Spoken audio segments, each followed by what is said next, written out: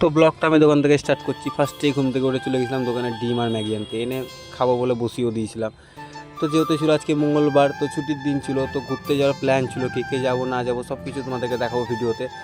তো তার আগে আমি খাওয়া দাওয়া করে যে আমি চান করে নিলাম, সকাল সকাল চান টান করে বেড়াবো হচ্ছে পিসির বাড়ির দিকে। তার আগে আমি পুজোটা পুরোপুরি কমপ্লিট করলাম। পুজো করার পর যেতে হবে যেহেতু ওদের বাড়িতে, তো আমি যে রেডি হয়ে গেছি, এখান থেকে আর একবার রেডি হব।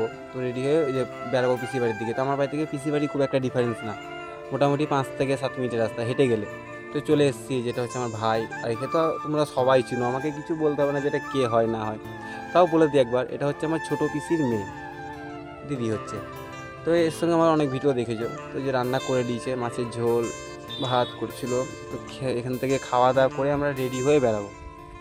আর তোমাদেরকে আমি নিশ্চয়ই বলেছি আগের ভিডিওতে যে আমাদের বংশের ছেলেগুলো সবাই রান্না করতে পারে। তো দেখে নাও, যে আমার ভাই মাংস রান্না করছে এখানে, মাংস ও ভালো রান্না করতে পারে। তো আমি এখানে রেডি হয়ে গেছি, আমার দিদিও রেডি হয়ে গেছে, এখান থেকে আমরা বেরিয়ে পড়েছি।